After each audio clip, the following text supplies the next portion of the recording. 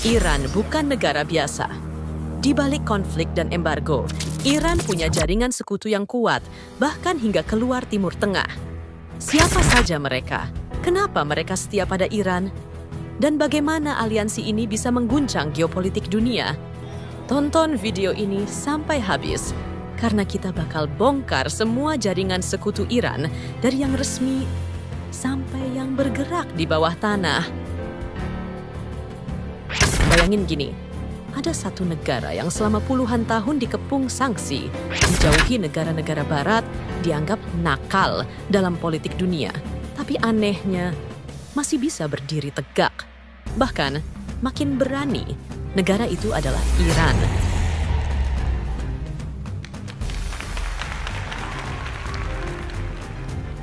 Tapi apa Iran berdiri sendiri? Jawabannya, enggak. Iran punya jaringan sekutu yang bisa dibilang sangat unik. Gak semuanya negara resmi. Ada kelompok militan, partai politik, bahkan aktor-aktor non-negara yang rela pasang badan buat Iran. Nah, di video ini kita bakal ngebahas semua sekutu Iran, dari yang terang-terangan sampai yang main di balik layar. Yuk, kita mulai. Sebelum kita ngomongin sekutunya, kita perlu ngerti dulu. Kenapa sih Iran bisa punya banyak teman, padahal musuhnya juga bejibun? Iran adalah negara Syiah terbesar di dunia dan punya ambisi buat jadi pemimpin dunia Islam versi mereka. Tapi bukan cuma soal agama. Iran juga punya strategi geopolitik kuat. Pengaruhnya menyebar dari Irak, Suriah, Lebanon, sampai ke Yaman dan Palestina. Nah, strategi ini yang bikin Iran aktif banget nyari sekutu. Tapi bukan sekadar sahabat buat ngopi bareng. Sekutu-sekutu ini punya satu tujuan besar, menantang dominasi Barat, terutama Amerika dan Israel. Mari kita mulai dari sekutu yang paling kelihatan dulu. Suriah adalah sekutu paling loyal Iran. Suriah adalah satu-satunya negara di Timur Tengah yang secara terbuka menjadi sekutu Iran.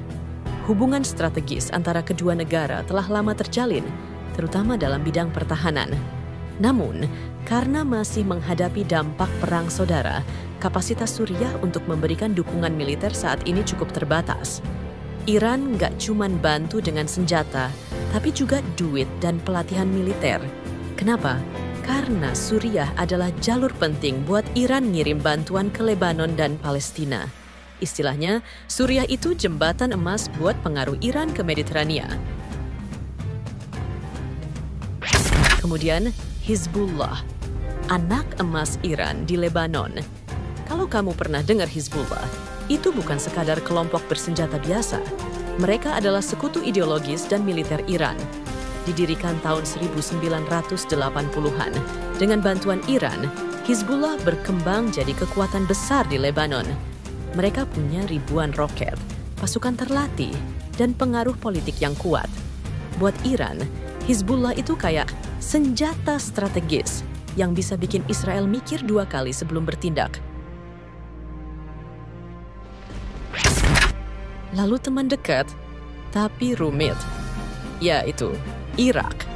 Setelah Saddam Hussein tumbang tahun 2003, Iran langsung masuk ke Irak dengan strategi canggih.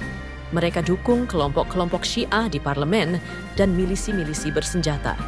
Secara resmi, Irak punya hubungan diplomatik dengan Iran. Tapi di dalam, banyak faksi Irak yang loyal ke Iran. Bahkan ada yang bilang, separuh Irak adalah perpanjangan tangan Iran. Nah, selain sekutu dari negara-negara resmi, ternyata Iran juga punya sekutu non-negara yang berbahaya. Atau sekutu-sekutu bayangan. Mereka nggak muncul di sidang PBB, tapi keberadaannya bikin pusing lawan Iran. Pertama ada kelompok Houthi di Yaman. Kelompok Houthi di Yaman adalah pemain penting dalam jaringan Iran. Walau Iran menyangkal keterlibatan langsung, bukti-bukti menunjukkan Houthi dapat senjata, pelatihan, dan dukungan teknologi dari Iran. Houthi bahkan pernah menyerang fasilitas minyak Arab Saudi dengan drone dan rudal yang diduga dari Iran. Serangan itu bikin dunia geger karena ganggu pasokan minyak global. Kemudian Hamas dan Jihad Islam di Palestina. Meskipun Hamas itu kelompok Sunni, mereka tetap dapat dukungan dari Iran karena punya musuh yang sama, Israel. Iran bantu Hamas dengan senjata dan dana, walau hubungan mereka sempat naik turun karena konflik Suriah. Sekarang kita lihat sekutu Iran yang lokasinya agak jauh dari kampung halaman. Pertama ada Rusia, teman baru yang kuat. Rusia dan Iran makin dekat sejak konflik Suriah.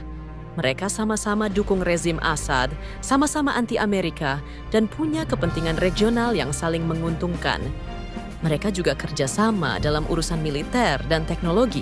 Bahkan ada laporan bahwa Rusia dapat drone dari Iran buat perang di Ukraina.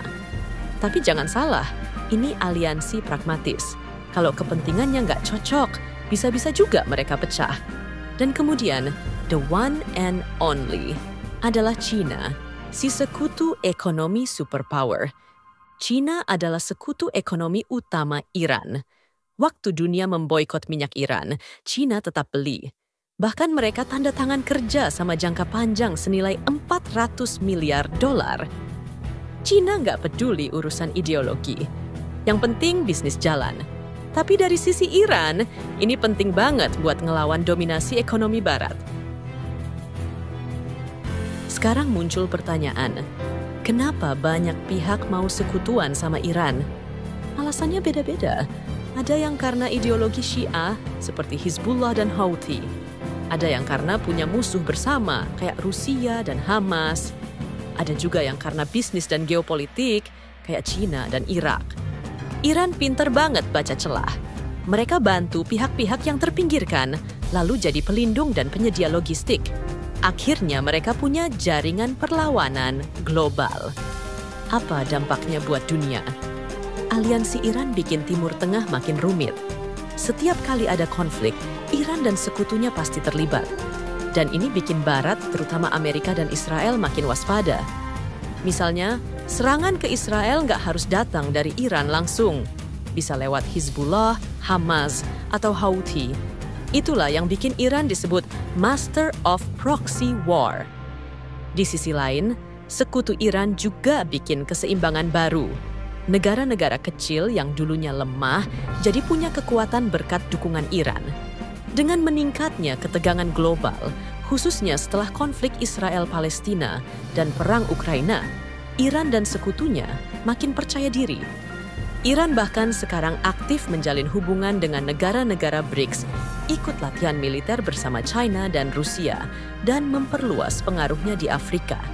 Tapi semua ini nggak tanpa risiko. Jika Iran dan sekutunya dianggap terlalu mengancam stabilitas global, bisa jadi mereka akan menghadapi tekanan dan serangan balik yang lebih besar.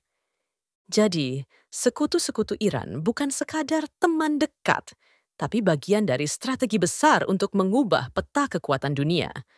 Bisa dibilang mereka ini kayak jaringan rahasia yang siap bergerak kapan aja demi satu tujuan, melawan dominasi Barat dan membentuk dunia baru versi mereka. Pertanyaannya sekarang, menurut kalian, apakah aliansi Iran ini akan bikin dunia lebih stabil atau justru makin kacau? Tulis pendapatmu di kolom komentar ya. Jangan lupa like, share, dan subscribe biar nggak ketinggalan video-video edukatif seru lainnya. Sampai jumpa di video berikutnya.